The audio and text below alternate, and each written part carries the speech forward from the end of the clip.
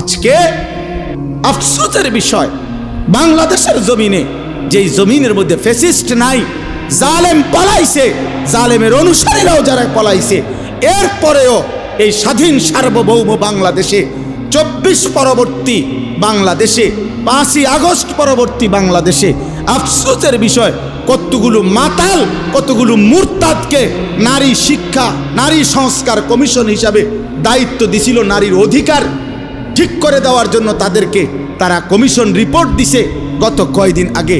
নারীর অধিকার, যে নারী যারা বেশ্যা, নারী যারা পতিতা, তাদেরকে এই সমাজে রাষ্ট্রীয়ভাবে শ্রমিক হিসাবে স্বীকৃতি দিতে হবে, এই প্রস্তাব দিছে, প্রস্তাব পেশ করছে। এটা প্রস্তাব, যৌনকর্মীকে শ্রমিক হিসাবে, ওয়ার্কার হিসাবে স্বীকৃতি দিতে। আশ্চর্য, এটা বাংলাদেশে আশ্চর্য। এই সময় কেমনে সম্ভব হইল? এই মুরতাদ, এই মহিলাগুলো এগুলো কিভাবে পারলো, এই কলমে উঠলো কিভাবে কথা?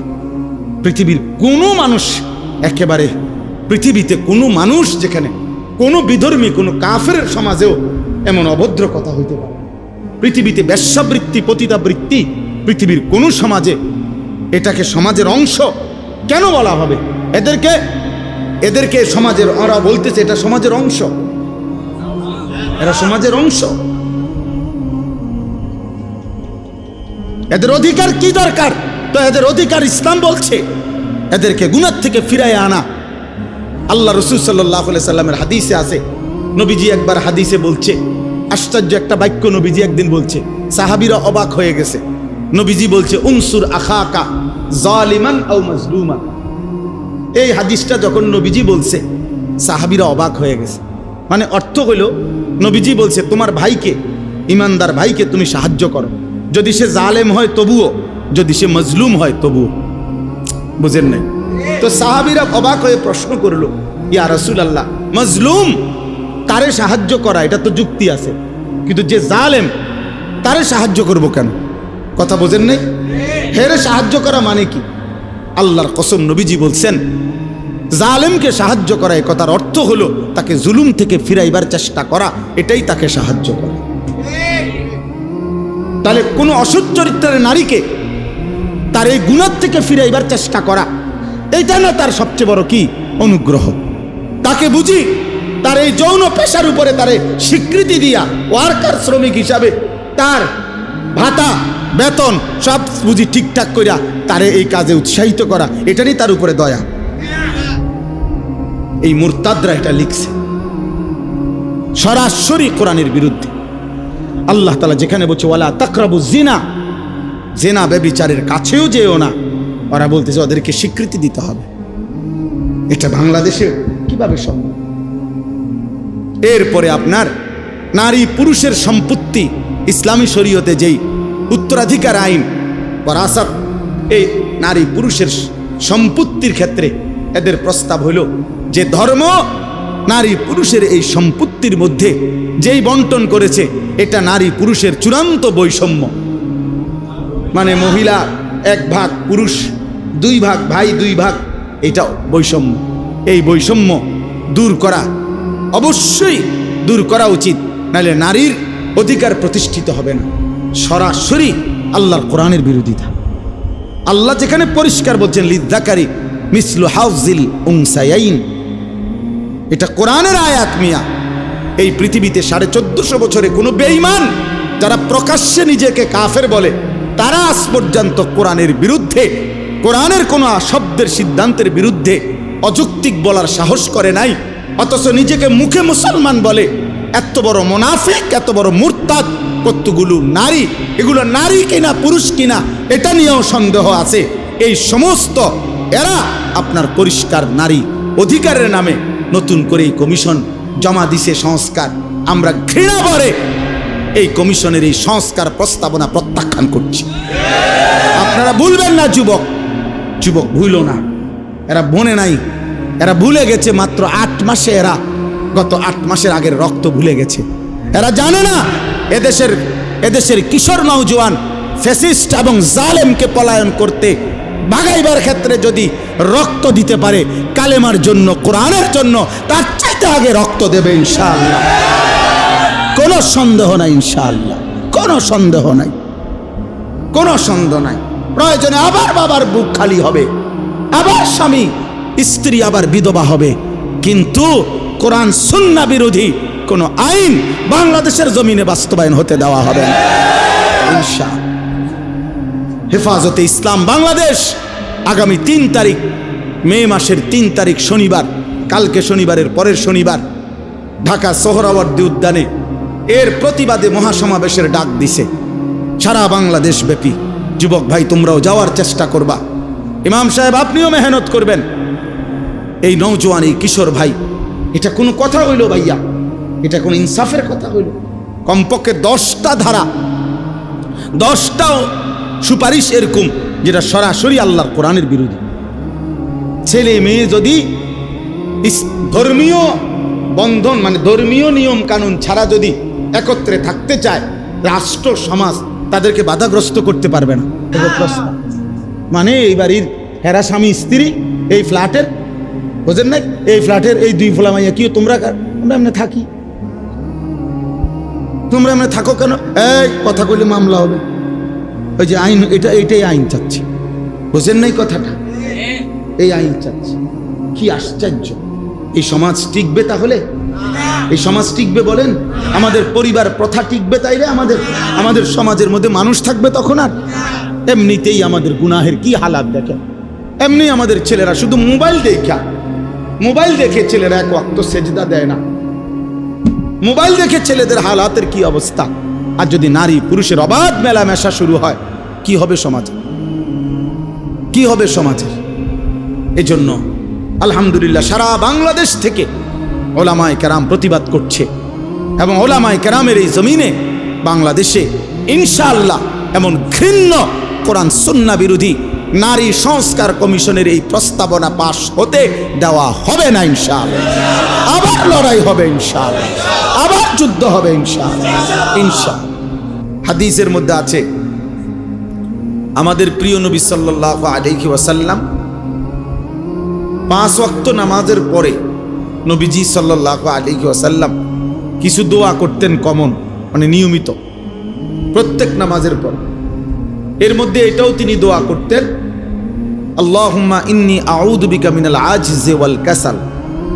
আল্লাহ, আমি আপনার নিকট দুর্বলতা, অক্ষমতা এবং অলসতা থেকে পানাহ চাই। এটা নবীজি দোয়া করতেন, নবীজি এটা দোয়া করতেন। অর্থাৎ অলসতা থেকে মুক্তি চাই, নেক কাজে গরিমসি করা, অলসতা করা, এটা থেকে আল্লাহ নবী সাল্লাল্লাহু আলাইহি ওয়াসাল্লাম পানাহ চাইতেন। কোরআন শরীফে আছে, ফাইজা ফারাগতা ফানসাব। আমাদের প্রিয় নবী সাল্লাল্লাহু আলাইহি ওয়াসাল্লামকে আল্লাহ তাআলা বলছেন, আপনি যখন সারাদিন দ্বীনি কাজ করে রাত্রিবেলা অবসর হবেন, দাওয়াত, তাবলীগ, তালিম, তাজকিয়া, জিহাদ, ইমামত, কত কাজ করতেন নবীজি দিনের বেলা। পুরাটা সময় তিনি মানুষের কল্যাণে, উম্মতের ফিকিরে দ্বীনি কাজ করতেন। তো আল্লাহ তাআলা বলেন যে এই দ্বীনি কাজগুলো থেকে সারাদিন পরিশ্রম করে রাত্রিবেলা আপনি যখন ফারেগ হবেন, অবসর হবেন, তো এবার লম্বা ঘুম দিবেন এরকম না। আল্লাহ বলছে ফাংসাব, অবসর হয়ে রাত্রিবেলা তো পুনরায় আপনি আবার পুনরায় পরিশ্রম করতে শুরু করবেন। কি পরিশ্রম? তাফসীরের মধ্যে আছে, পুনরায় এবার রাত্রিবেলা তাহাজ্জুদ, জিকির, তেলাওয়াত, সেজদা, দোয়া, কান্নাকাটি, এই ইবাদতের মধ্যে লেগে যান। তাহলে নবী সাল্লাল্লাহু আলাইহি ওয়াসাল্লামকে আল্লাহ তাআলা অবসর দিলেন কোথায়? অবসর দিলেন কোথায়? অবসর কই দিলেন? কোনো অবসর নাই। সারাদিন মেহনত করার পরে আবার বলতেছেন ফাংসাব, অর্থ হলো আপনি কঠোর পরিশ্রম করুন, আবার রাত্রে লম্বা সময় আপনি পরিশ্রম করুন। অবসর নাই। মুমিনের দুনিয়ায় কোনো অবসর হয় না। ইমানদারের জিন্দেগি, যারা আখিরাত সামনে, যার অনেক নেকি দরকার, যে বোঝে যে আমার কবর অনেক লম্বা, হাসরের ময়দান আমার অনেক লম্বা, তার সময় খুব কম, তার সময় খুব কম। হাদিসের মধ্যে আছে এক মুমিন সামান্য সময় আল্লাহর স্মরণ থেকে সরে থাকা, ভুলে যাওয়া, এটাকে মনে করে যেন তার উপরে এক পাহাড় ভাঙ্গা পড়ছে। আর এক নাফরমান বড় থেকে বড় কোনো পাপ করা, এটাকে মনে করে যেন এক সামান্য পিঁপড়া তারে কামড় দিয়েছে, অর্থাৎ সেইটাকে কিছুই মনে করে না। কিন্তু এক ইমানদার সামান্য একটু ভুলকেও অনেক বড় কিছু মনে করে, অনেক বড় মুসিবত মনে করে। এই জন্য প্রিয় ভাই বাবা, আমার জন্য আপনার জন্য এটা একটা জরুরি বিষয়। ইবাদতে অলসতা, এ মন চায় না, ভাল লাগে না, আচ্ছা জান না আইতে আছে, আচ্ছা করবো আর কি, আচ্ছা সময় আছে তো, এরম শুরু করছেন। এই এই এক ধরনের অবহেলা, অলসতা, এটা অনেক বড় লানত, অনেক বড় অভিশাপ। কর্মের উদ্দীপনা না থাকা, মেহনতের একটা জজবা না থাকা, হৃদয়ের মধ্যে কোনো আখিরাতের প্রেরণা না থাকা, এটা লানত, লানত। এটা অভিশাপ, এটা অভিশাপ যে আল্লাহ তাআলা দিল মুর্দা বানায় দিছে। ওই দিলের মধ্যে আর আখিরাতের কোনো প্রেরণা জাগে না, ইবাদতের কোনো প্রেরণা জাগে না। কোরআন শরীফে আছে হযরত মুসা আলাইহিস সালাম এবং ওনার ভাই হারুন আলাইহিস সালাম, ওনারা দুইজনই নবী ছিলেন এবং দুইজনকে আল্লাহ তাআলা একসাথে নবী বানাইছে। এই দুইজনকেই আল্লাহ বলছেন ফেরাউনের কাছে আমার দ্বীনের দাওয়াত, কালেমার দাওয়াত নিয়ে যাও। তো এইটা যে বলছে, এইখানে আল্লাহ একটা কথা বলছে ওনাগরে, ইদহাবা ইলা ফিরআউন, তোমরা দুইজন ফেরাউনের কাছে যাও, ওয়ালা তানিয়া ফি যিকরি। এইটার অর্থ হইল সাবধান, শুনে রাখো। নবীদেরকে বলতেছে আমি আল্লাহর স্মরণ, আমার জিকির করতে অলসতা করো না, অলসতা করবা না আমার স্মরণে, আমার ইবাদত। অর্থাৎ একবার বলছি, দুইবার বলছি, 10 বার বলছি, 50 বার বলছি, শুনে না, হ্যাঁ আর হইতো না, আরে বাদ দাও তার কথা, অসিব্য, এটা হইতো না। না, আল্লাহ বলছে সাবধান, এইটা বলা যাবে না, কোনো রকমের অলসতা করা যাবে না, অলসতা করা যাবে না, বরং বলতেই থাকো, বলতেই থাকো, বলতেই থাকো, আল্লাহর বান্দাকে বলতেই থাকো, বলতেই থাকো। এই জন্য দোস্ত, অলসতা, অবহেলা অনেক বড় অভিশাপ। কোরআনুল কারীমে আছে আল্লাহ তাআলা আমাদের নবী সাল্লাল্লাহু আলাইহি ওয়াসাল্লামকে বলছেন, নবীজিকে বলছেন সরাসরি, ওয়ালা তাকুম মিনাল গাফিলিন, প্রিয় বন্ধু আমার, আপনি গাফিলদের অন্তর্ভুক্ত হবেন না। এইমাত্র মাওলানা বলতেছিল এই আয়াত, যে আল্লাহ তাআলা বলছে 3 শ্রেণীর মানুষকে অনুসরণ করবেন না। আমি এই ওযু করতে করতে কদ্দুর শুনছি, আমার এটা তবিয়ত, আলহামদুলিল্লাহ, চেষ্টা করি যে তোমার লোক কথাও কইছি, হে কি কইছে এটাও শুনছি। সেইটা বলছে, ওয়ালা তুতি মান আগফালনা কলবাহু আন যিকরিনা ওয়াত্তাবা হাওয়াহু ওয়া কানা আমরুহু ফুরুতা। সূরা কাহফের আয়াত। আল্লাহ তাআলা বলেন, হে নবী, 3টি বদ অভ্যাস যার, আপনি তার অনুসরণ করবেন না, তার সাথে চলবেন না, তার সঙ্গী হবেন না, এই ফালতু লোক। 1 নাম্বার হলো যার অন্তর আমি আল্লাহর স্মরণ থেকে গাফেল। 3 ঘন্টা তার লগে চললেন, 8 ঘন্টা তার লগে একসাথে উঠা বসা করলেন, নাফরমানের মুখ দিয়ে একটা বার আল্লাহর নাম আসলো না, এটা ফালতু লোক, একদম ফালতু বেটা। লাখ লাখ যুবক তোদেরকে শেষ করে দিছে বেটা, ওই অসভ্য বন্ধু নামের শয়তান। 10 ঘন্টা যেই নাফরমানের সাথে চলার পরেও ওই হাইওয়ানের মুখ দিয়ে একটা বার আল্লাহর নাম বের হয়। এরই মাঝে জোহরের আজান চলে গেছে, আসরের আজান চলে গেছে, মাগরিবের আজান হয়ে গেছে, এশার আজান হয়ে গেছে। বেঈমান একটাবার বলেও না, কিরে তুইও মুসলমান আমিও মুসলমান, নামাজ পড়তি না। এত বড় অসভ্যের সাথে চলতে নাই, এত বড় অসভ্যের সাথে চলতে নাই। যার অন্তর আল্লাহর স্মরণ থেকে গাফেল, যার কলিজায় আল্লাহর স্মরণ আছে, তার জবান দিয়া এমনিতেই আল্লাহর নাম বের হয়। আমাদের খতিব সাহেব বর্তমান জাতীয় মসজিদ বাইতুল মুকাররমের যিনি খতিব, সারা পৃথিবী বিখ্যাত আলেম।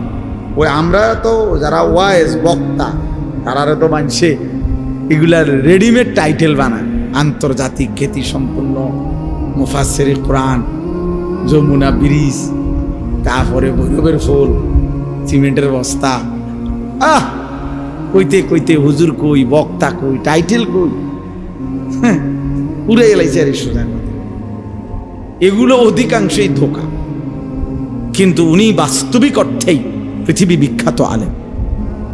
আমার বাংলাদেশ ওনাকে যে পরিমাণ চিনে, বিশ্বাস করেন গোটা আরব তার চাইতে 100 গুণ বেশি ওনাকে চেনে। উনি আরবের সমস্ত আলেমদের কাছে সমাদৃত একজন আলেম। আরবের ইউনিভার্সিটিতে ওনার কিতাব, লিখিত আরবি কিতাব পড়ানো হয়, মোতালা হয়, গবেষণা হয়। এই বর্তমান যিনি খতিব সাহেব, এই সহজ সরল এই মানুষটি আমাদের কুমিল্লার গর্ব, মনোহরগঞ্জের সন্তান। আলহামদুলিল্লাহ, আলহামদুলিল্লাহ। আল্লাহ আমাদেরকে বুঝ দান করেন।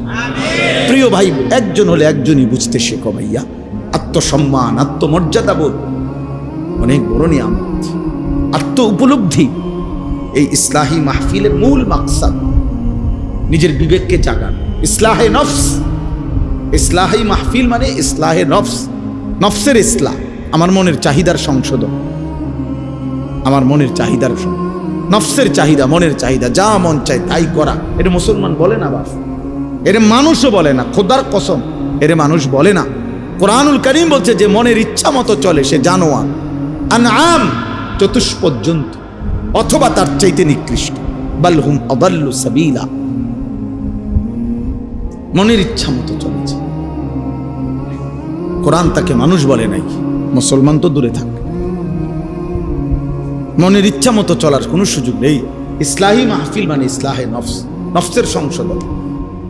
এই অশান্ত মন, নফস, মনের চাহিদা সারাক্ষণ গুনাহ করতে প্ররোচিত করে। সেখান থেকে তার ধৈর্য আনতে হবে, ফাঁড়া দিয়া গাড়ের মধ্যে মনের চাহিদার, তারপরে নেক কাজ করতে হবে। নফস, মানুষের মনের চাহিদা প্রথম কি চায়? প্রত্যেক মানুষের একেবারে একজন লোক মনে করেন 400 বছর কাবা ঘরের সামনে দাঁড়াইয়া ইবাদত করছে, মনে করেন 401 বছরের সময়ও তার মনের চাহিদা তারে গাফলতি, খামখেয়ালি, অবহেলার দিকেই প্ররোচিত। নফস সোজা হয় না, বড় হারামি, বড় শক্ত হারামি। তারে বহুত চাপ দিয়া মনের চাহিদাকে, মনের চাহিদার ঘাড়ে পাও দিয়া এরপরে নেক কাজ করতে হয়।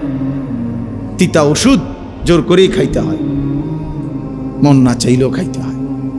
প্রত্যেক ট্যাবলেটেই দেখেন কামড় দিলে, দাঁতে যদি কোনো কারণে কামড় পড়ে দেখবেন ভাঙ্গিয়া গেলে তিতে, উপরের লেভেলটা শুধু একটু কি অন্যরকম আর, কিন্তু নাই তো ভিতরটা কি তিতাই, ঔষধ তিতাই হয়। এই জন্য মনের চাহিদা বড় খতরনাক। মনের চাহিদা মতো চলা যাবে না বাপ। আমরা মুসলমান, মনের চাহিদা প্রথমেই মানুষকে, ইন্নান নাফসা লাআম্মারাতুম বিসসু। কোরআনে আল্লাহ বলছে প্রত্যেক মানুষের নফস, মনের চাহিদা তাকে প্রচন্ড ভাবে প্রেসার দেয়, আদেশ করে গুনাহের প্রতি, বিসসু, গুনার প্রতি। ফাআলহামাহা ফুজুরাহা ওয়া তাকওয়াহা। আল্লাহ কোরআনে বলছে নফস প্রথম কি বলে? প্রথম ফুজুর, গুনাহের কথা বলে, ইলহাম করে, ইলহাম অন্তরে ঢালে মনের চাহিদা, প্রথম গুনাহ করতে পারে। এই জন্য 1 ঘন্টা নারী দেখা এটা খুব সহজ, কিন্তু 1 মিনিট চোখ নিচের দিকে নামাইলে ভিতরে আটলান্টিক মহাসাগরের ঝড় ওঠে, কলিজাটা ছিঁড়া যায়, বহুত কষ্ট হয়, বহুত কষ্ট হয়। 1 মিনিট চোখ নিচের দিকে নামায় রাখা, নারীর দিকে না দেখে থাকা বহুতই কষ্ট হয়, কিন্তু 1 ঘন্টা তাকাইয়া থাকলেও কোনো অসুবিধা হয় না। কারণ গুনাহ যে, কথা বুঝেন নাই, এতে কোনো সমস্যা হয় না। গুনাহ যে, নফস তো এটাই চায়, কিন্তু চোখটা না আইলাইলে তো নফসের ব্যতিক্রম। তো নফস তখন ভিতরে তোলপার শুরু করে, সাগরের ঢেউর মতো তোলপার শুরু করে। এজন্য ভাইয়া, এ যে বুঝলেন আর কি, যে ভাবলেন এ এমনি এমনি দুনিয়া শেষ হবে, এই সিটার বাটফার লইয়েই আবার ভালো নেককার লইয়েই দুনিয়া শেষ হবে। সব একসাথে বাটফার হবে না, সব একসাথে ইমানদারও হবে না।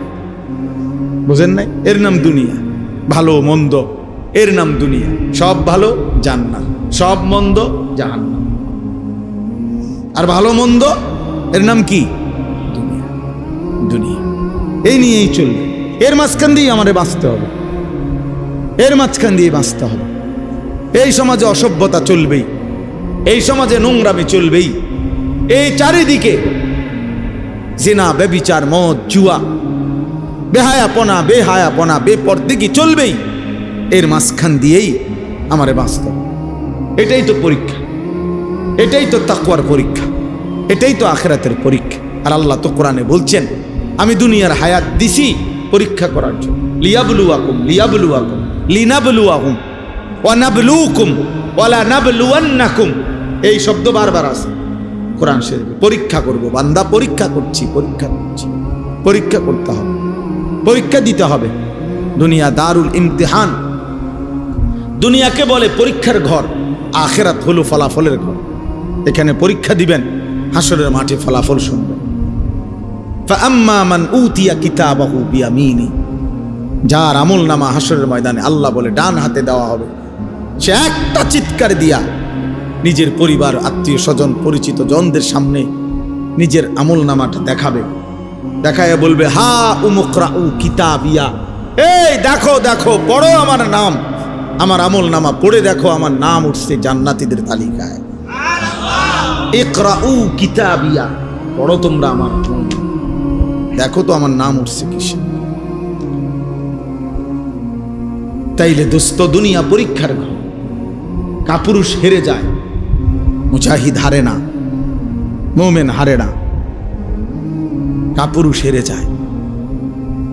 এই সামান্য নারীর কাছে হেরে গেলা ছেলেরা, একটা 12,000 টাকার মোবাইলের কাছে হেরে গেলা, একটা 14,000 টাকার মোবাইলের অশ্লীল ছবির কাছে হেরে গেল। কোথাকার কোন নারী, যার চিনো না, শুনো না, তার কোনো চরিত্র নাই, আখলাক নাই, তার কোনো নাই। নর্তকীর আবার ইজ্জত কি, সম্মান কি? তো বেহায়া, বেপর্দা, অসভ্য নারী, তাকে দেখে দেখে সুস্থ সবল একটা সুন্দর জীবন যে যুবক নষ্ট করে দেয়, তোর চাইতে বড় আহাম্মক আর কে হইতে পারে? বেউকুফ, কি দেখে নষ্ট করলি নিজের? একটা বাজে, নোংরা, একটা দুশ্চরিত্রা নারীকে দেখে দেখে, যে নারী সারা পৃথিবীর জন্য নিজের ছবি ছেড়ে দিছে, এর কোনো লজ্জা শরম আছে কিছু? তাহলে এর চাইতে নিকৃষ্ট, অসভ্য আর কেউ হইতে পারে? এটা কি পরিমাণ বেহায়া, যে সারা পৃথিবীর জন্য নিজেরে ছেড়ে দিছে। দেখো সারা পৃথিবীবাসী, দেখো আমারে, দেখো আমার। পৃথিবীতে কোনো যুগেই, কোনো কালেই অসভ্যতা, বেহায়াপনা, অশ্লীলতা কোনো কালেই কারো কারো কাছে, কোনো ধর্মাবলম্বীদের কাছেই পছন্দনীয় না, পছন্দনীয় না। আফসোসের বিষয়।